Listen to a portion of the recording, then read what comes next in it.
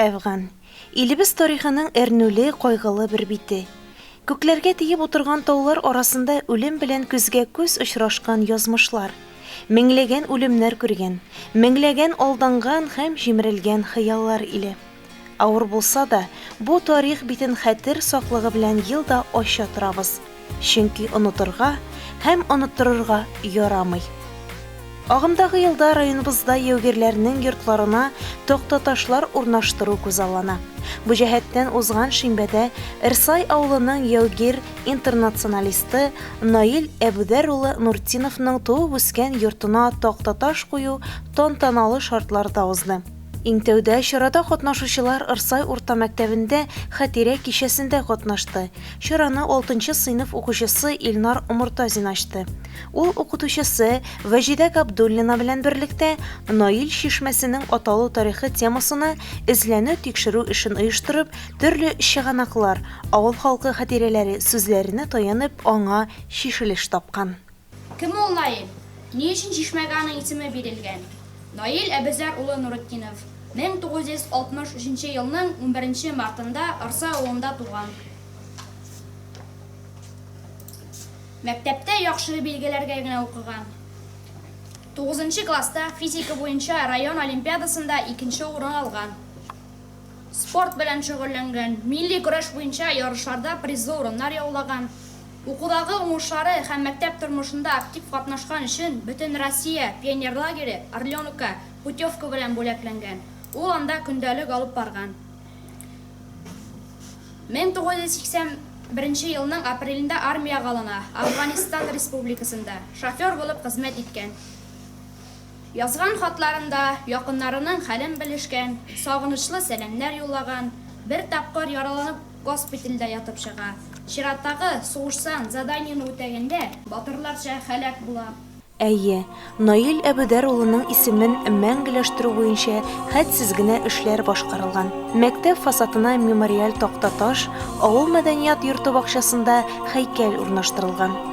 Еллар узган саен канлы вакыйгалар ерагая, истәлекләр тоныклана барса да, әле һаман да Афганистан сүзе газиз уллары таш кыялар арасында башын салган бик күп ата-аналарның җаннарын тетрәндерә.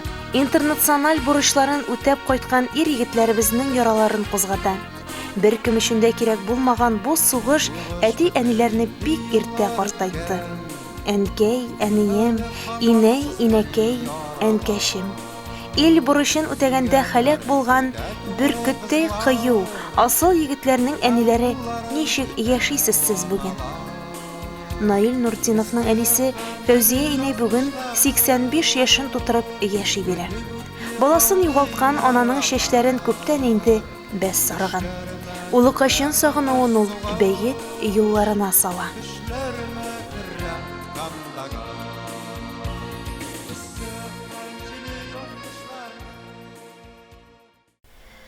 Афганистан илләренең дошманнары хаясыз. Эх, үлделәр яшь солдатлар, күп аналар калды баласыз. Кышлар кайта җылы яктан, канатларын талпындырып, нигә киттең улым, шунда туган илне калдырып. Күп солдатлар туган илдә калалар хезмәт итеп, яшь солдатлар чит илләргә китәләр бит ант итеп. Афганистан илләреннән кайталар хезмәт итеп. Кайберәүләр карап кала бу гарипләрдән көлеп. Афганистан илләреннән кайталар хезмәт итеп. Таулы юлда яшь солдатлар йөриләр үлем көтеп. Наил кайта, Наил кайта, Наил кайта диделәр. Наил кайтты табут белән. Эй, күрергә килделәр. Рәхмәт инде һәр кемгә дә килделәр хәл белергә. Идәннәргә ятып елыйм. Эх, мин үзем үләргә. Бала өчен елый торгач, суқырая күзләрем. Ихаталардан эзлеймен аның баскан эзләрен. Күптән инде югалдылар аның баскан эзләре. Ана көтә, өмет итә, тәрәзәдә күзләре. Бу тормышта кем гаепле язмыш төште яшьләргә? Туган илне саклар өчен инде хәзер нишләргә? Үлем хәбәрен ишеткәч, сүнә кызның өмете. Кайда барса, шунда үлә Башкортстан егете. 18 яшь тулгачтын да соры шинель киергә. Ана көтә, тере солдат, саумы, әнкәй, дияргә.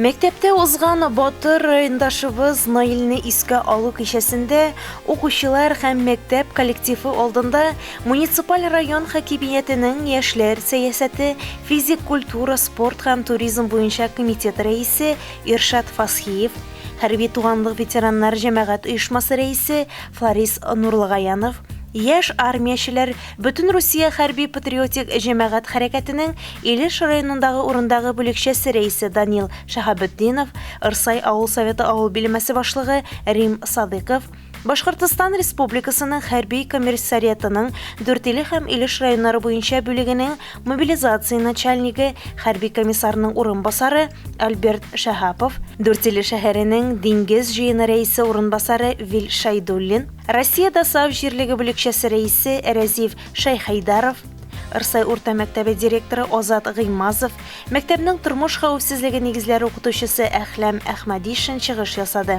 Әфганчының сеңлесе Физә Нуруддинова хатирәләре белән уртаклашты. Афганская война длилась для советского народа целых 10 лет.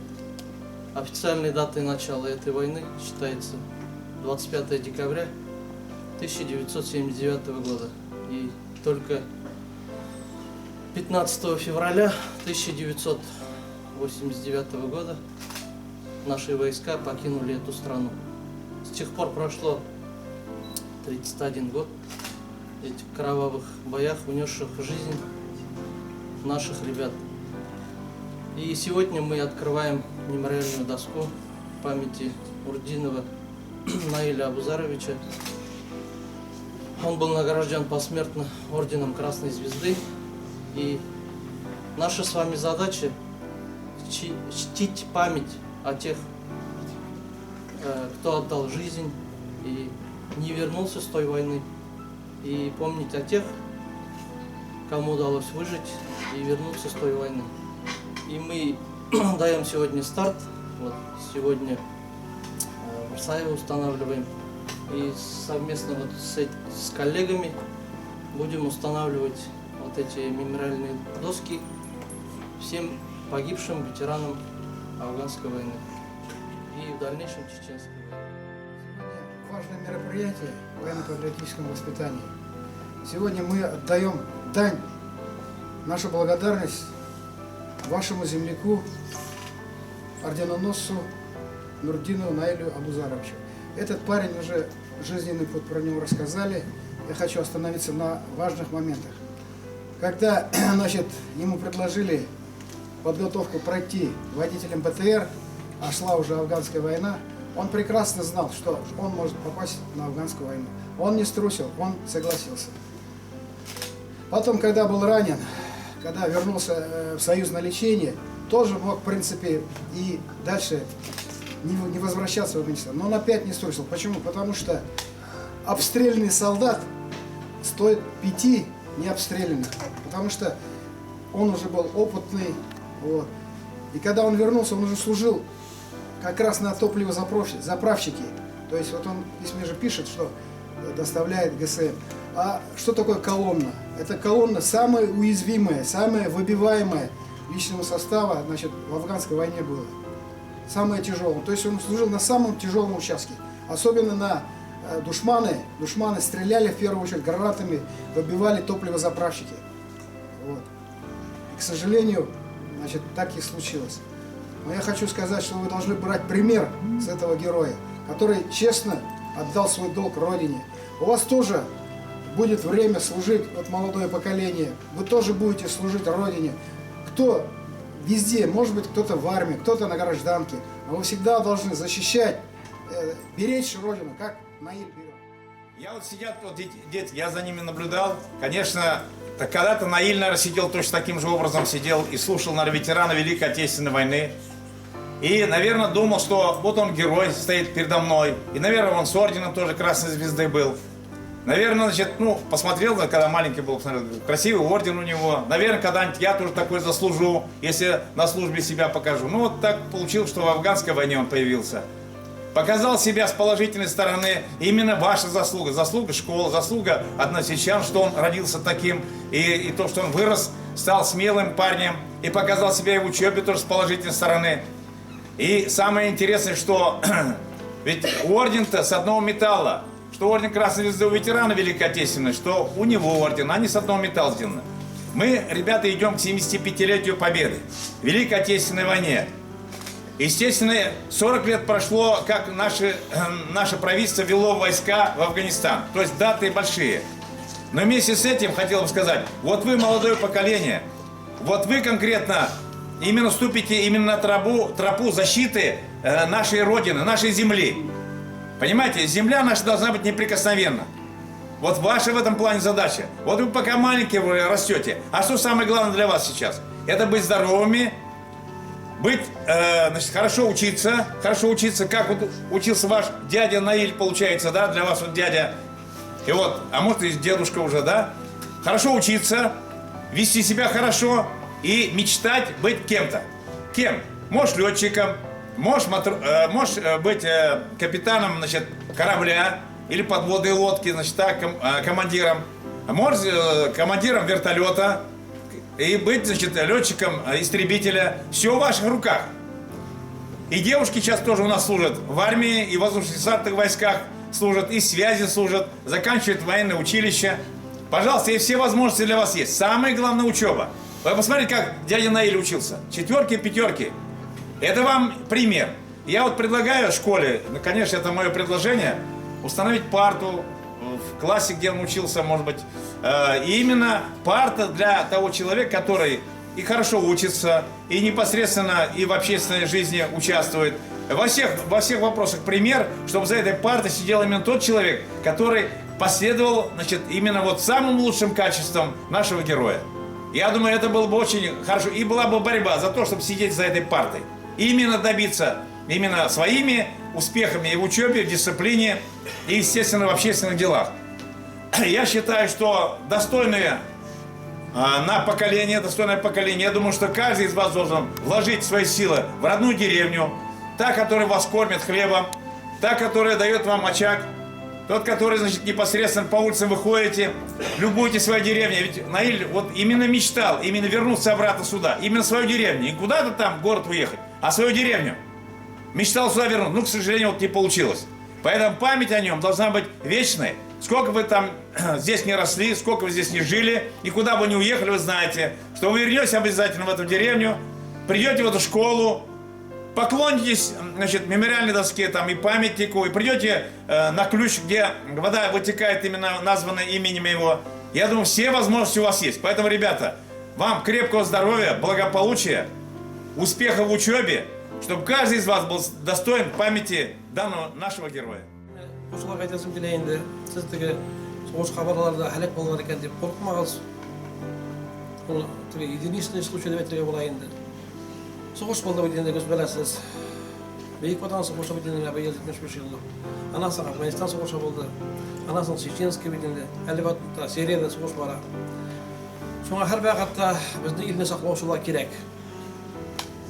Шуңа инде мен айтасым келе окуучуларга, егеттерге бигерәктә спорт белән заниматься итеп, үзегезне армияга әзер булу кирәк тә бик мөһим. Чтобы инде сез армияны җиңел генә үткәрер өчен. Белән әйтү буенча бит инде безнең менә 15 елда боевое братство районда ачылды. Афганистан чеченләрне без берләштерәбез. Аларга бит инде менә күгәрәбез бардыр. Уралсиб каршында 3 памятник ачтык. Белә бит инде. Бергә бардыр тукышалар. Алар бүтән үзләр шушы батырлар һәлак булган Афганистан чеченләргә эшләнгән. Һәм армиядә служит иткән кешеләр өчен. Безнең районнан бит инде 8 афганец, 3 чеченец мәрхүм булды. Шуңа без аларны әйдәгез 1 минут белән молчание белән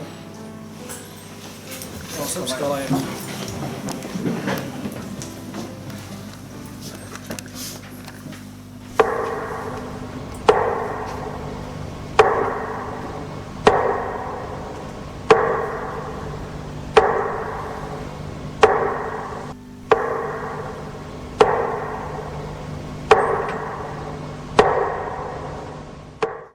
Bugün bizden şunday merapiyatida buna turamiz.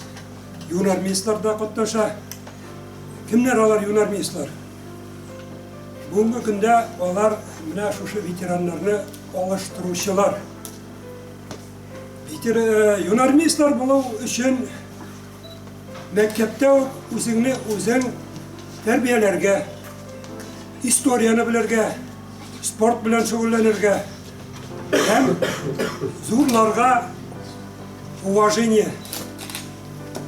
Если biz o'zimizning istoriyani bilmasak, istoriyamizni izучать etmasak, bu поколениyaning будущее yo'q deb aytsak ne bo'lar. Shunga ko'ra istoriyani durust etib izучать etuv, ulardan qatnashgan veteranlardan o'rnak olib, ular kibik o'zimizning ilni saqlovchi bo'lib tarbiyalansak, biz de tinch bo'lar edik. Hem siz de şuşu ilni mana bungi granitsalardan saqlab, bizning ilimiz tag'i da olg'a zo'r o'sishlar olur deb aytar edim. Afgan yerinde il şehrinden 262 yigit qatnaşkan, 8'i şularning tuğan yaqlarına aylanib qaytmagan bitindi. Bizning abay G'adi Kalxışı oilasida 11 mart 63 yılın 11 martında dunyoga kelgan ko'p bolali oilada ikki qiz birinchi bo'lgan bitindi. Shundan bir og'ay, ikkinchi malay, ikki qiz bo'lgan bitindi. Ular shusha bütün malaylar kirib bo'lganda ol bek sho'q edi, bek shayan edi. It turmas, muzikaga oshiq. Mana Afganistandan yozgan xatlarında da gel nindi yangi jırlar fize bilmegen yazganlarında endi nindi yangi jırlar chiqdi, shularni yozib jiberali. Mening bu xatlarga shusha so'zlarim bo'lsa da yozib jibera turgan edim. Maktabda o'qigan yillarda 1970-1980 yillarda bitini shu Sharsayurda maktabida o'qib, tirish, tertibli, adabiy kitoblar ko'p o'qigan. Bütün fennanda, ko'rdingiz endi attestatında gildurtli bishlargina onun jamoat ishlarining ishida o'ynagan. Jekini endi 7-klass, hozirgacha 8-klass bo'laydi. 8-klassni 7-klassni tamomlag'achimda kom kompaniyori bo'lib ishlay boshlaydi. Atki bilan birga o'tmagan texnikani yorata, o'zigidan garmonda oynarga öyrəne, etki garmonçıydı bizim. Onlar işte bulaştın indi, garmon öyrətib udarga onların vaqtları olmagan kuşlar.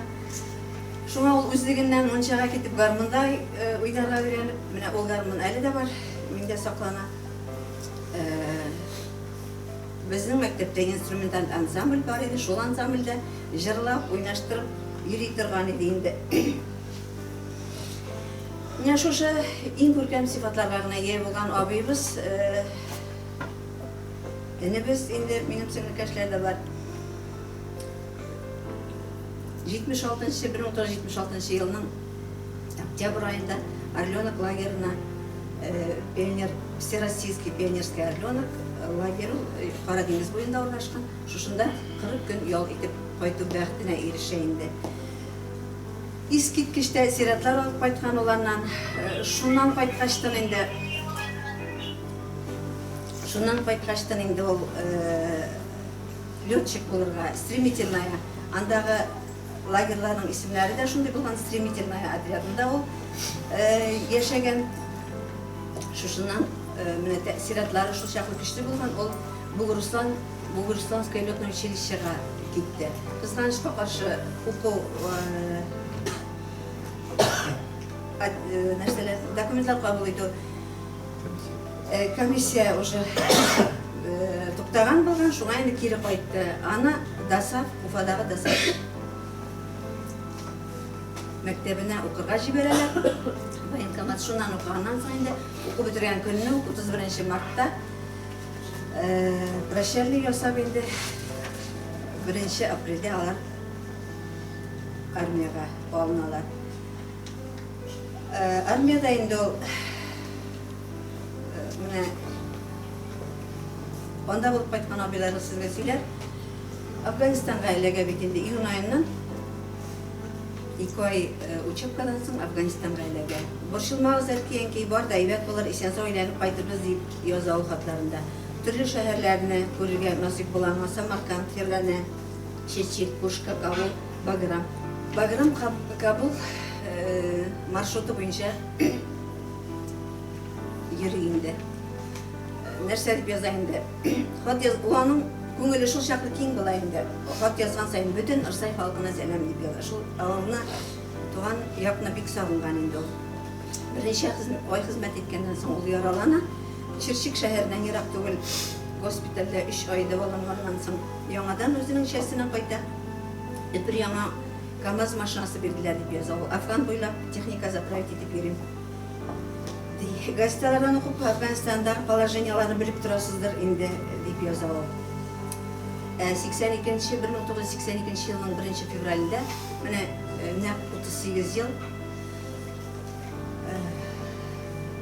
шушы вафат була.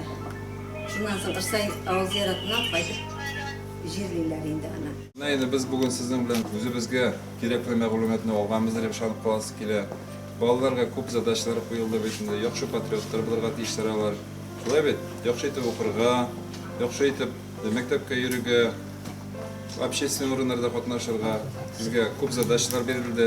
Һәм инде без барсы да аңладык дип, сез дә, без дә яңа буын поколениясе безнең илләр тыныч булсын дип, biz яхшы итеп, яхшы патриотлар булып үсәрбез инде. Шулай бит укшылар. Шәүрә әбей Газиз улын күрә төшендә. Аның тылымнары ап-ак булып багардылар бер төн эчендә. Ширек гасыр элек булай булды. Аның чәчен бер төн агартты. Яу беткәч тә кайтып килер дип көткән иде. Морякны, ләкин ул кайтмады. Авыр хәбәр килде. Телгәләнде ана бәгыре. Ерак Кара диңгез төбендә бит. Аның хәзәрнең хәбәре. Менә инде ямни язлар җитәр. Урманнарда көпкүк чакыра. Җомга көн булды Шәүрә әбей чәчкә белән ашыга. Чәчкәләрнең моторларын сызып, карчык йөри изге эш кылып, тирәсендә уйсагышлар йөри. Газиз башка якын дус булып, чәчкәләрнең моторларын сайлап, мәхәббәт бер букет ясады. Ясады да аны ипләп кенә илтеп, исән югасына ташлады. Зәңгәр букет бара, талгына. Күк тулкыннар китә җитәкләп, чәчкәләрдә ана күз яшьләре, чәчкәләрдә татлы мәхәббәт күмелгәнче узатып калды качып. Тире-тире изге теләген, булмасынга сугыш, җир йөзендә тилмәсендә ана бәгырен. Исемең кайтты синең, таның кайтты. Сагына сине изге тиягың, тыныч йокла улым кабереңдә. Хөрмәт белән башым иямин, җатим качып, яр читенә баскан. Җилләр сыпый, көмеш тылман, каберенә чәчәк салдым диеп, хисаплы ул Газиз булган.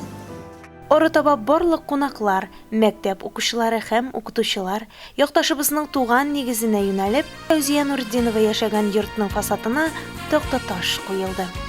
Фәүзия Имаметдин кызы улының хәрби дусларын колаш җәеп каршы алды. Gelce aslında sizin sözler aslında büyük meşgul. Sizin aldı başı yaver. Sensin. Tarabla odakla şakır ama. Allah yaşa kurmayın dedi. Sen sağlık sizge selametlik. Allah'ım böyle çıktırır. Bakıtlı mı? İlk gün götünü sokmayın. Allah'a Teala zilde epikey gitsin. Sen bilirsin. Bilirsen ben. İller nasıl olur? Sizden bakıtta, bizden bakıtta. Epikeyler kutlu булып, матур яшәргә насип булсын. Әнисе 85 яшьтә икән. Рәхмәт ишкалы о кызга. 85 яшьтә. Йорт янында истәлеккә фотога төшкәннән соң авыл зиратында Наил Әбүдәр улының каберенә чәчәкләр салынды. Ватанны саклау ир-егетнең изге бурычы. Чын ирләр өчен бу элек тә шулай булган һәм хәзер дә. Әмма башкача бер кайчан да безнең ил солдаты итекләре читләр җирен таптамасын. Улларын армия хезмәтенә озаткан ата-аналарга нарасыйларын исән-имин каршы алырга гына язсын иде. Моя газетының махсус хәбәрчесе Эльфира Нигъматуллина, Луиза Шарафутдинова, Илеш телерадиокомпаниясе.